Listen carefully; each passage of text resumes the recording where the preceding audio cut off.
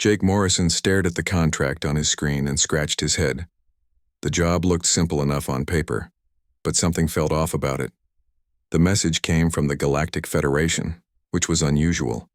Most of his work came from Earth, colonies or shipping companies who needed protection from pirates. "Lisa, come look at this," he called to his partner across the small office they shared on Mars Station. Lisa Parker walked over, her boots clicking on the metal floor. She had been cleaning her rifle again, a habit she picked up during the war. "What's got you worried now?" "Federation job. They want security consultants for an evacuation mission. Says there are hostile entities involved." Jake pointed at the screen. "The pay is good, really good. But the brief is weird." Lisa read over his shoulder. Her dark hair fell across her face as she leaned in. "Hostile entities confirmed. Standard Federation compensation plus hazard pay. Sounds like our kind of work." "Yeah, but look at this part." Jake highlighted a section. "They want human security consultants specifically. Since when does the Federation care what species does the job?" Lisa shrugged. "Maybe they heard we're good at what we do. Remember the Titan job? Word gets around." Jake nodded but still felt uneasy. The Titan job had been messy. Pirates had taken over a mining station and were holding workers hostage. The local authorities wanted to negotiate for weeks. Jake's team went in hard and fast, freed the hostages, and eliminated the threat in 6 hours. The Federation representatives who arrived later seemed shocked by how quickly it was resolved. "I'm going to call Ryan," Jake said. "If we take this job, we'll need his ship," Ryan Clark answered on the second ring. His face appeared on the screen and Jake could see stars moving past the window behind him. "Jake, good to hear from you. I just finished a cargo run to the outer colonies. What's the job?" "Federation contract. Evacuation mission with hostile entities. You interested?" Ryan grinned. "Hostile entities? My favorite kind. Where and when?" "Kepler. Station first, then some mining colony called New Geneva. They want us there in 3 days. I can make that. The Nemesis is running smooth and I just upgraded the weapon systems." Ryan's grin got wider. "What kind of hostiles are we talking about?" "That's the thing," Jake said. "They don't say. Just hostile entities and territorial displacement conflicts. Sounds like bureaucrat talk to me." Lisa leaned into the view. "Hey Ryan, think we should bring the heavy stuff?" "Always bring the heavy stuff," Ryan replied. "That's rule number 1. I'll pick up some extra ammunition while I'm at it." After they ended the call, Jake sent acceptance of the contract. Within an hour, he received detailed coordinates and a partial payment that made his eyes widen. The Federation was paying them more for this one job than they usually made in 6 months. "Something big is happening," he told Lisa. "Nobody pays this much for a simple evacuation." The next 2 days were spent preparing. Jake contacted his usual team members. Most were former military like himself, people who understood that sometimes violence was the only solution to a problem. They gathered weapons, armor, and equipment that could handle anything from crowd control to full-scale warfare.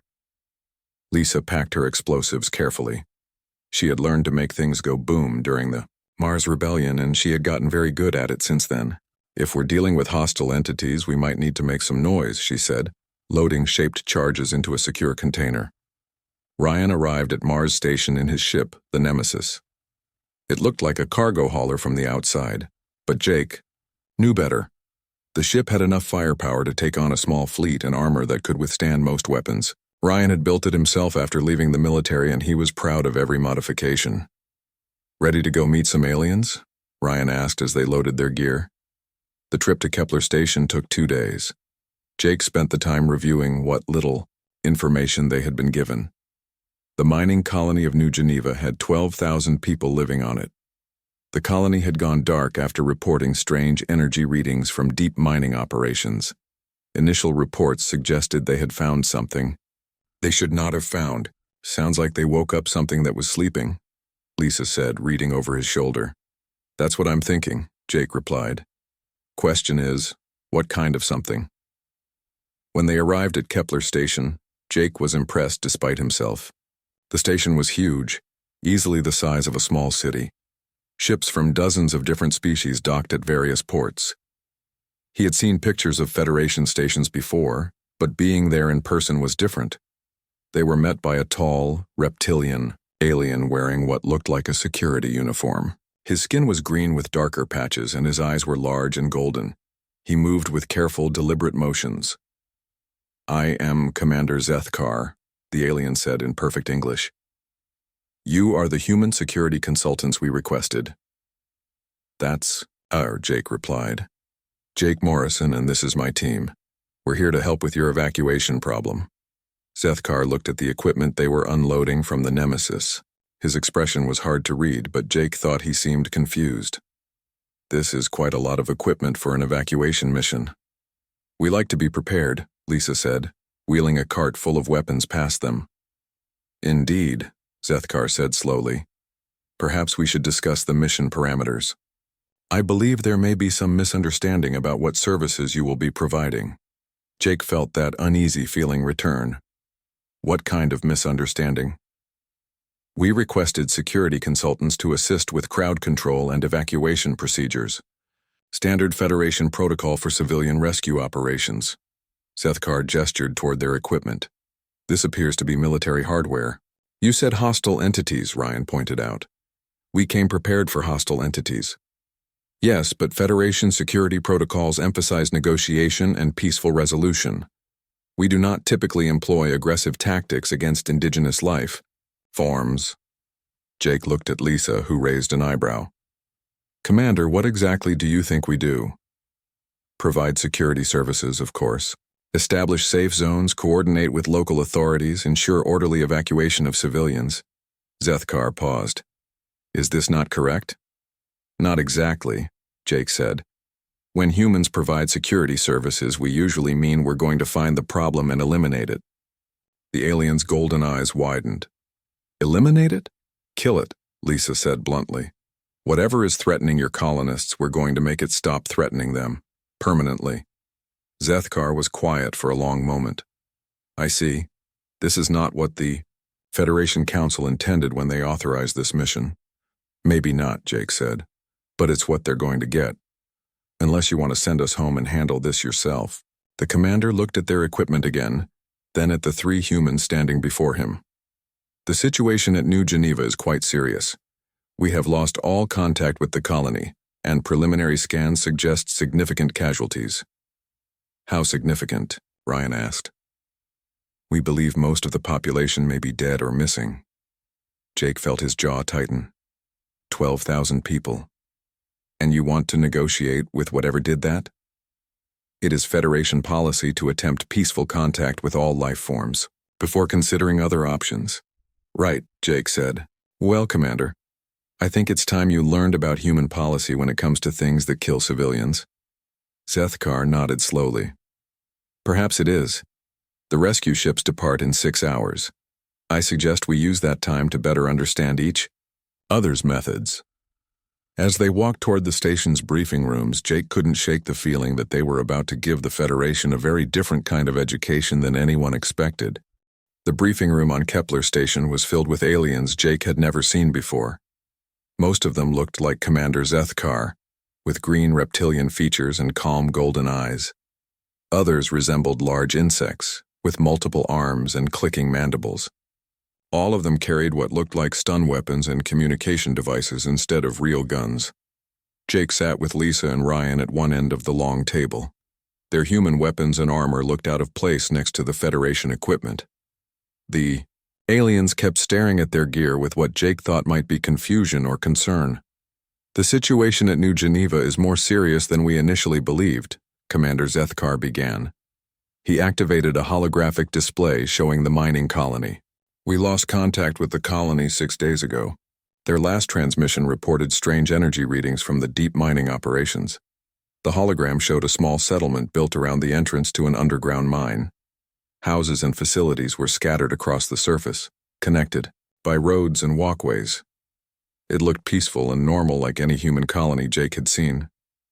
"How many people live there?" Lisa asked. 12,000 inhabitants, including families," replied one of the insect-like aliens. "The colony has been operational for 15 years with no previous incidents." Jake studied the display. What kind of mining operation? Rare earth elements and exotic crystals, Zethkar said. The colony specializes in deep excavation techniques. They had recently begun operations at the 5-kilometer depth level when the problem started. 5 kilometers down, Ryan whistled. Softly. That's deep. What did they find down there? Unknown. The final transmission mentioned energy signatures unlike anything in our databases. Then all communication ceased. The commander changed the display to show orbital scans of the colony. Current scans show no life signs in the main settlement. Jake felt his stomach tighten. No life signs meant everyone was dead. What about the mining complex itself? Thermal readings suggest movement in the underground areas, but we cannot determine what is causing it. Zethkar looked at the humans. This is why we need your assistance with the evacuation procedures. Commander, Jake said carefully, if there are no life signs on the surface, what exactly are we evacuating? Survivors who may be hiding in the underground complex. We believe some colonists may have sought shelter in the deeper mining tunnels. When the incident occurred, Lisa leaned forward. Or whatever killed the surface colonists is down there hunting the survivors. The room became very quiet. Several aliens exchanged looks that Jake could not read. Finally, Zethkar spoke. The Federation does not assume hostile intent without clear evidence. We will attempt to establish communication with any entities we encounter. What if they don't want to communicate? Ryan asked. All intelligent species can be reasoned with, said the insect alien. Violence is never the first option. Jake looked at his team members. They had all seen what happened when people tried to reason with pirates, raiders, and other threats. Sometimes violence was the only option that worked. Commander, what kind of weapons do your security teams carry? Jake asked. Non-lethal restraint devices, stun weapons, and force field generators, Zethkar replied. Standard Federation peacekeeping equipment. And if the stun weapons don't work? They always work. All known life forms respond to neural disruption fields. Lisa and Ryan exchanged glances. Jake could tell they were thinking the same thing he was. The Federation had clearly never dealt with something that really wanted to kill them. We should discuss our approach to this mission, Jake said. My team operates differently than Federation security forces. How so? Asked Zethkar. When we encounter a threat, we eliminate it. We don't try to talk to something that's killing civilians. The aliens looked uncomfortable. Several of them began speaking to each other in languages Jake did not understand. Finally, Zethkar raised a hand for silence. The Federation Council has strict protocols for first contact situations. We must attempt communication before considering aggressive action. Even if people are dying while you try to talk? Lisa asked. Especially then. Hasty violence often makes situations worse. Jake stood up and walked to the holographic display. He pointed at the empty settlement. Commander, 12,000 people lived here a week ago. Now there are no life signs. Something killed them all. That's not a misunderstanding or a communication problem. That's a threat that needs to be stopped. We do not know what happened, Zethkar insisted. The entities may have been defending themselves. The mining operation may have invaded their territory. So they had the right to kill 12,000 people? Ryan's voice was getting louder. We do not know that they intended to kill anyone. Jake felt his patience running out. Commander, I've seen this before.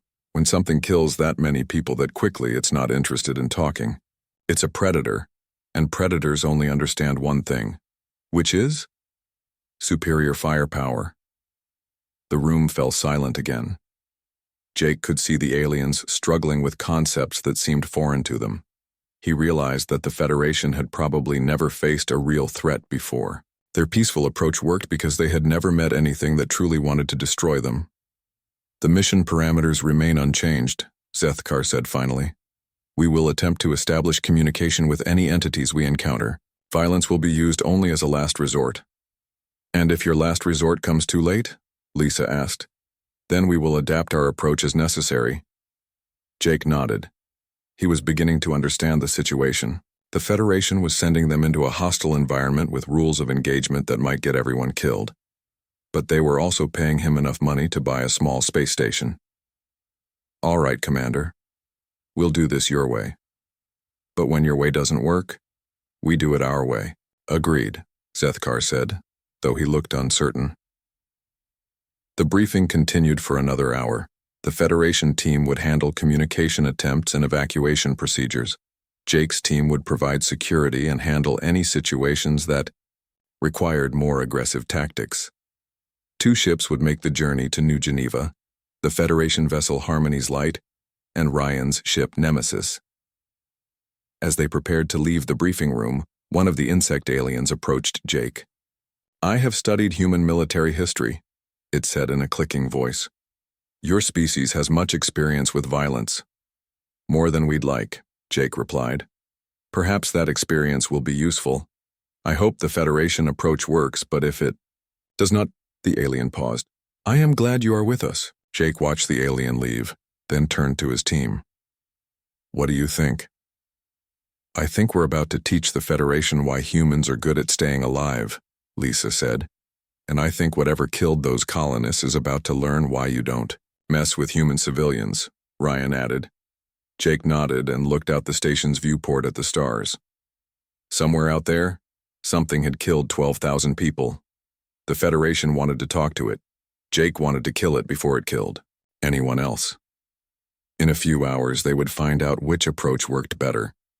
The journey to New Geneva took 18 hours. Jake spent most of that time checking his weapons and reviewing what little they knew about the colony. The Federation ship Harmony's Light traveled alongside Ryan's Nemesis, but the 2 crews had very different ways of preparing for the mission. Through the communication link, Jake could see the Federation team practicing meditation and conflict resolution exercises.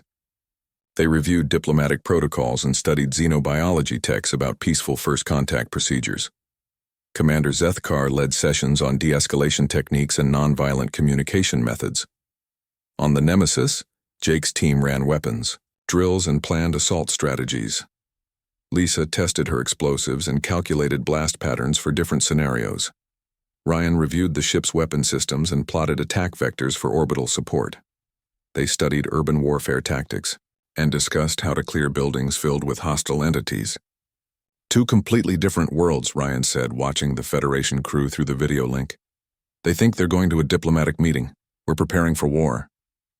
"Maybe they're right," Jake said, though he didn't believe it. "Maybe whatever we find down there can be reasoned with." Lisa looked up from the explosive she was assembling. "Jake, you've seen the orbital scans. 12,000 people don't just disappear because of a misunderstanding. Something killed them all, and it did it fast." When they finally arrived at New Geneva, Jake's worst fears were confirmed. The colony's main settlement was visible from orbit, and it looked like a war zone. Several buildings were on fire, sending black smoke into the thin atmosphere. The communication arrays had been destroyed, their twisted metal remains scattered across the landing pad. Debris was everywhere. "By the ancestors," Commander Zethkar whispered over the communication link. "What happened here?" Jake studied the orbital scans on his screen. Whatever it was thorough. "I'm seeing blast patterns that suggest explosions from inside the buildings, not outside." "Could be structural damage from mining accidents," suggested one of the Federation officers. "No," Lisa said, looking at her own analysis. "Those are weapon impacts. Something was shooting at the buildings from multiple directions at once." Ryan piloted the Nemesis in a careful circle around the colony while the Federation ship moved to a higher orbit. "I'm seeing movement down there. Thermal signatures near the mining complex entrance." "Survivors?" Zethkar asked hopefully. "Maybe, or maybe whatever killed everyone else." Jake turned to his team. "Gear up, we're going down." The landing was tense.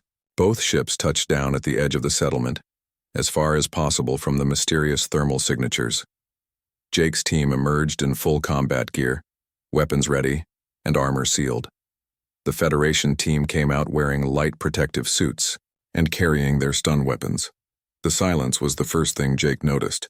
Colonies were usually busy places, full of machinery noise and people talking. New Geneva was dead quiet except for the wind and the crackling of fires still burning in some buildings. "Stay together," Commander Zethkar ordered his team. Remember, we attempt communication first. Jake nodded to Lisa and Ryan. They spread out in a tactical formation, covering different angles of approach. Years of military training took over as they moved through the settlement. The first body they found made several Federation officers sick. It had been a human woman, probably a colonist. She was lying next to an overturned transport vehicle, but something had cut her cleanly in half. The edges of the wound were burned, suggesting some kind of energy weapon. Energy blade, Lisa said, examining the remains. Very precise, very hot. This wasn't random violence. They found more bodies as they moved deeper into the settlement. All had been killed by the same type of weapon. Men, women, children. The attacks had been systematic and efficient. Whatever did this had hunted down every person in the colony. "This is not natural predator behavior," said one of the insect aliens, its voice shaking. "Predators kill for food. This is something else." Commander Zethkar was studying burn marks on a building wall. These impact patterns suggest coordinated attacks from multiple directions. The entities work together. "Entities," Jake repeated. "Commander, these aren't animals. This is organized, planned violence. Whatever we're dealing with, it's intelligent and it wants humans dead." A sound echoed from the direction of the mining complex. It was mechanical, like machinery starting. Up, but with a rhythmic pattern that suggested movement. "Contact," Ryan said quietly into his radio. "Multiple thermal signatures moving toward our position from the mine entrance." Jake raised his rifle and activated his targeting system. Through his scope, he could see shapes emerging from the underground complex. They looked like machines, roughly the size of small vehicles, moving on multiple legs with weapon arms extending from their central bodies. "Drones," he said. "Military-grade combat drones." Commander Zethkar stepped forward, raising his hands in what Jake assumed was a peaceful gesture. "Unknown entities. We are representatives of the Galactic Federation. We wish to communicate with you." The lead drone stopped moving. For a moment, Jake thought the Federation approach might actually work. Then energy beams lanced out from the drone's weapon arms, aimed directly at Zethkar's position. "Down!" Jake shouted, tackling the commander behind a concrete barrier. The energy beams hit where Zethkar had been standing, leaving molten craters in the ground. The Federation team scattered, their stun weapons useless against targets that showed no interest in communication. Energy beams swept across their positions, forcing them to take cover behind vehicles and debris. "Return fire," Jake ordered his team. Lisa's rifle cracked repeatedly, her shots finding their marks on the nearest drone. The machine staggered but kept coming. "Armor's too thick, need bigger guns." Ryan's voice came over the radio from his position near the ships. "Jake, I've got 12 more thermal signatures coming up from the mine. These things are organized." Jake switched his rifle to armor-piercing rounds and aimed for what looked like sensor clusters on the lead drone. His shots sparked off the machine's hull but did little damage. "Commander!" he called to Zethkar, who was huddled behind cover with his team. "Your stun weapons working?" "No effect," Zethkar replied. "They do not respond to neural disruption." Another drone emerged from the mining complex, this one larger than the others. It had heavier weapons and moved with mechanical precision toward the Federation team's position. "Lisa, can you stop that big one?" Jake asked. She was already pulling, an explosive charge from her pack. "Give me 30 seconds and some covering fire." Jake and Ryan concentrated their fire on the large drone while Lisa moved to a flanking position. The machine returned fire, its energy beams cutting through metal barriers like paper. Lisa's explosive detonated directly beneath the large drone, lifting it off the ground and sending debris flying in all directions. When the smoke cleared, the machine was a twisted wreck of metal and sparking circuits. "That worked," she said with satisfaction. But more drones were emerging from the mine. Jake counted at least 20 thermal signatures moving toward their position. "Commander," he called to Zethkar. "I don't think they want to talk." Zethkar looked at the destroyed drone, then at his team's useless stun weapons, then at the advancing enemy machines, Mr. Morrison. He said quietly, "I believe it is time for your approach." Jake smiled grimly and reloaded his rifle. "Now you're talking our language." Jake's team moved like they had trained together for years, which they had. Lisa threw another explosive charge toward a group of advancing drones, while Ryan provided covering fire from behind an overturned vehicle. Jake coordinated their movements, calling out targets and directions. 3 more coming from the left, he shouted, switching his rifle to full automatic. The armor-piercing round sparked against the drone's metal hull but finally punched through, sending sparks flying from its internal systems. The Federation team watched in amazement as the humans fought with a level of coordination and violence they had never seen. Commander Zethkar tried to help by pointing out drone positions, but his stun weapon was completely useless against the machines. "How do they move so fast?" asked one of the insect aliens, watching Lisa roll between cover positions while firing her rifle. "Training," Zethkar replied, beginning to understand something important about human culture. "They have spent their lives preparing for this." Ryan's voice crackled over the radio from his position near the ships. "Jake, we've got a problem. Orbital scans show more drones coming up from deeper in the mine. A lot more." "How many more?" Jake asked, reloading behind a concrete wall while energy beams scorched the air above his head. 50, maybe 60, and some of them are bigger than anything we've seen so far." Lisa cursed under her breath as she armed another explosive. "We can't hold this position against those numbers. Too much open ground." Jake looked around the settlement. Most of the buildings were damaged or burning, but some might provide better defensive positions. The problem was getting there with 20 drones shooting at them. "Commander," he called to Zethkar, "do your ships have any weapons?" "The Harmonies. Light has defensive systems only. Energy shields and point defense lasers for asteroid deflection." "Ryan, what about the Nemesis?" "Full military loadout," Ryan replied. "But I can't use the heavy weapons this close to your position without cooking all of us." A new sound echoed from the mining complex. It was deeper than the smaller drones, like heavy machinery moving underground. Jake felt the ground vibrate under his feet. "Whatever that is, it's big," Lisa said, checking her remaining explosives. "I've got 4 charges left. Not enough for a major engagement." The first of the larger drones emerged from the mine entrance. It was the size of a small building, moving on 6 massive legs with weapon arrays covering its entire front section. Energy cannons charged with an ominous whining sound. "That thing will cut through our cover like paper," Jake said. "We need to move, now." He grabbed Commander Zethkar's arm. "Get your people to those buildings over there, the ones with the thick walls. Move fast and stay low." The retreat was harrowing. Energy beams swept across the open ground as both teams ran for better cover. One of the Federation officers stumbled and Jake doubled back to help him, dragging the wounded alien to safety while Lisa and Ryan provided covering fire. They reached a damaged warehouse that still had most of its walls intact. Jake, quickly, assessed their defensive position while the others caught their breath. "This won't hold them for long," he said, looking at the thin metal walls. "Those big cannons will punch right through." "Then what do we do?" Zethkar asked. Jake studied the mine entrance through a broken window. More drones were emerging, and he could see the massive shapes of even larger machines moving in the shadows below ground. "We go down there and stop them at the source," he said. "Down there?" The insect alien's voice rose in pitch. "Into the mine where they come from? It's the only way. We can't fight them all in the open. But in the tunnels, their numbers won't matter as much." Lisa nodded. "Choke points. Force them to come at us a few at a time.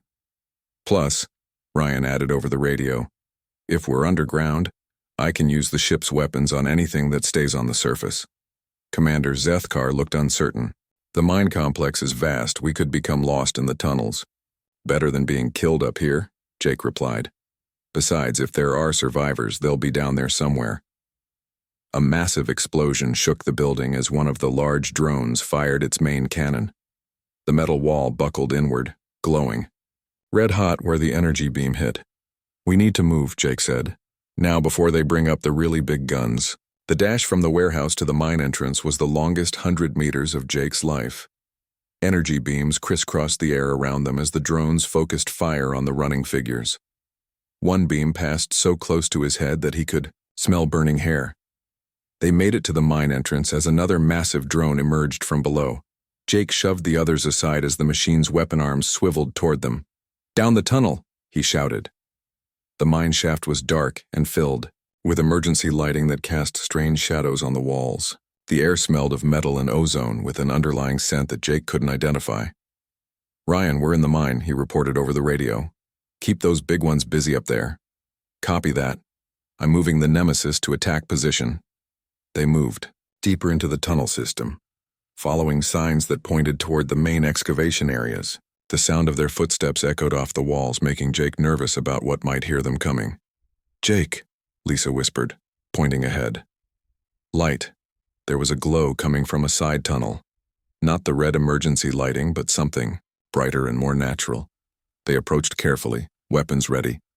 The tunnel opened into a large chamber carved from the rock. Emergency shelters had been set up along the walls, and Jake could see people moving inside them. Survivors. "Hello!" Commander Zethkar called out. "We are here to help!" A woman emerged from one of the shelters. She was dirty and scared, but alive. "Thank God," she said. "We thought everyone was dead." "How many of you are there?" Jake asked. 47. "We've been hiding here for 6 days. Those things keep hunting through the tunnels, but they haven't found this chamber yet." "What are those things?" Zethkar asked. The woman shuddered. "We don't know. The miners broke through into some kind of ancient facility. Everything was dark and dead at first, but then the machines started waking up. They killed everyone they could find." Jake looked around the chamber. It was defensible, but not for long. "Are there other survivors?" "Maybe. We heard voices from the deeper levels yesterday, but we couldn't reach them. The machines control most of the tunnel system now." A new sound echoed through the tunnels. Mechanical footsteps, getting closer. "They've found us," the woman whispered. Jake checked his ammunition. "How many ways into this chamber?"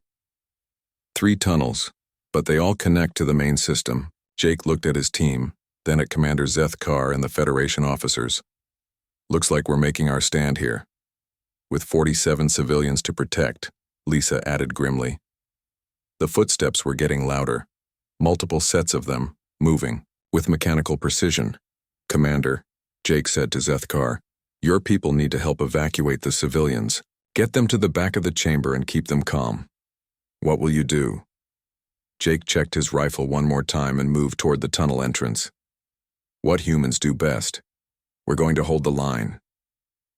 The first drone appeared at the tunnel mouth, just as Jake took aim. The real fight was about to begin. The first drone stepped into the chamber and Jake's rifle barked 3 times. His armor-piercing round sparked off the machine's hull, but failed to penetrate.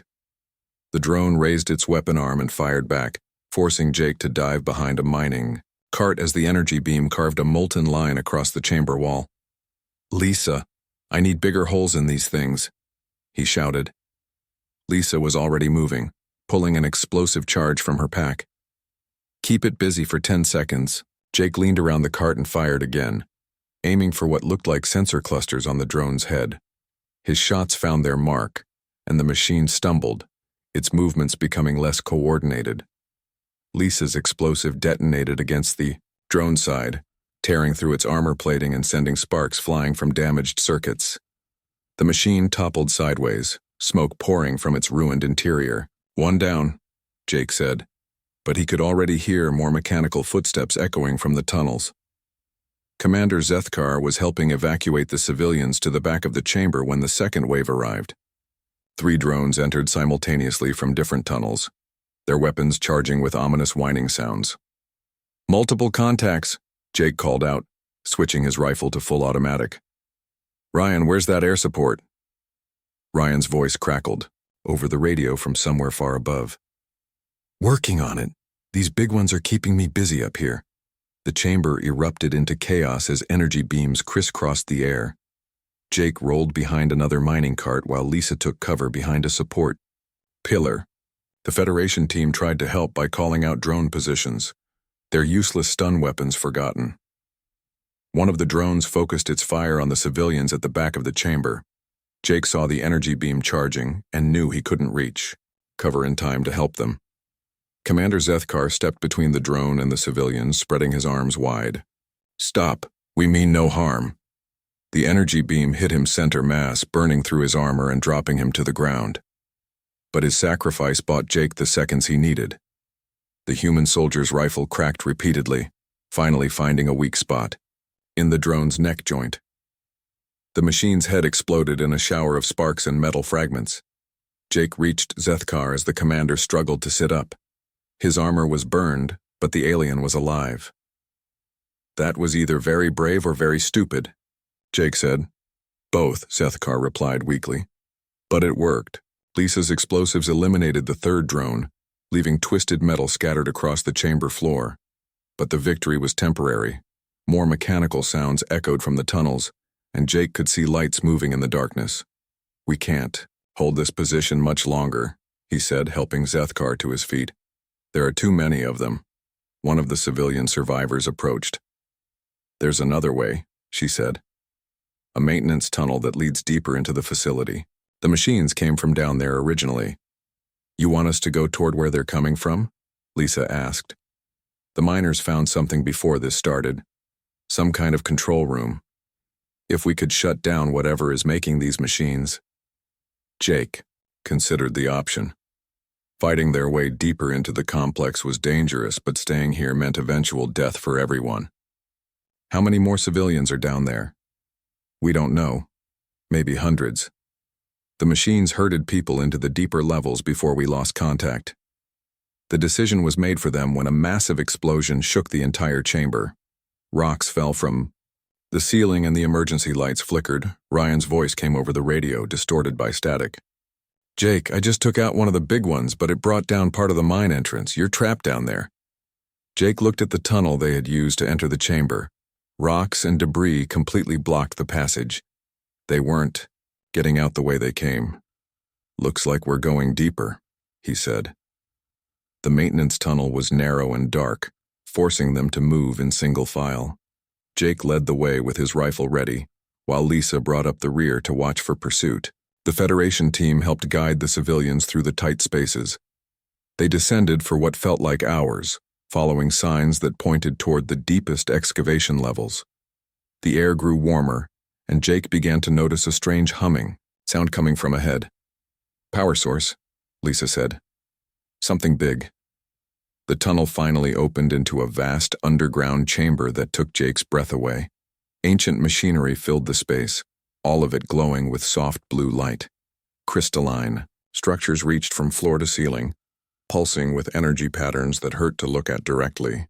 "By the ancestors," whispered one of the insect aliens. "This technology is millions of years old." In the center of the chamber stood a control platform surrounded by holographic displays. And around the platform, Jake could see hundreds of human civilians trapped in some kind of energy field. "The missing colonists," Zethkar said. "They're alive." But between them and the trapped civilians stood dozens of drones, all focused on the control platform. And rising from a pit in the chamber floor came something that made all the previous machines look small. The thing was the size of a building, with multiple weapon arms and armor plating that looked thick enough to stop anything they had. Its eyes glowed with the same blue light as the ancient machinery. The central controller, Jake realized. That's what's running this whole show. The massive machine turned toward them, its weapons charging with a sound like thunder. Energy beams lanced out, missing them by inches as they dove for cover behind. "The ancient machinery." "Jake," Lisa said, looking at her remaining explosives. "I've got 2 charges left. That's not nearly enough to stop something that big." "Maybe we don't need to destroy it," Jake said, studying the control platform. "Maybe we just need to reach those controls." Ryan's voice came over the radio, weak but clear. "Jake, I've cleared the surface. Working on digging you an exit, but it's going to take time." "We don't have time," Jake replied, watching the giant machine advance toward their position. Commander Zethkar was studying the holographic displays from their hiding spot. "Jake, I believe I can read some of these symbols. This appears to be a defensive system, protecting something of great value." "The knowledge stored in those crystals," said the insect alien. "This entire facility is a repository of ancient civilization." Jake understood. "The system thinks we're invaders. It's trying to protect what's stored here. Can you communicate with it?" Jake asked Zethkar. Perhaps if I can reach the control platform, but those drones... Jake looked at his team, then at the trapped civilians, then at the massive machine that stood between them and salvation. Lisa, can you clear a path to that platform? Maybe, but I'll need a distraction, something big. Jake smiled grimly and checked his rifle one last time. You want a distraction? I'll give you the biggest distraction of your life. He stood up from cover and began walking toward the giant machine, his rifle firing continuously. Hey, over here, you want to protect this place? Come and stop me. The machine turned all its weapons toward Jake, energy beams scorching the air around him as he ran between the ancient pillars. Lisa sprinted toward the control platform while the machine was focused on the crazy human who was shooting at it with a rifle. Commander, get ready to talk to this thing, Jake shouted, diving behind a crystal formation as energy beams turned the ground where he had been standing into molten rock. Lisa reached the platform and her explosives cleared away the surrounding drones. Zethkar ran forward and began working with the holographic controls, his clawed fingers dancing over symbols that hadn't been touched in millions of years. It's responding, he called out. The system is accepting communication protocols. The giant machine stopped firing, its weapons powered down, and it stood motionless, waiting. What did you tell it?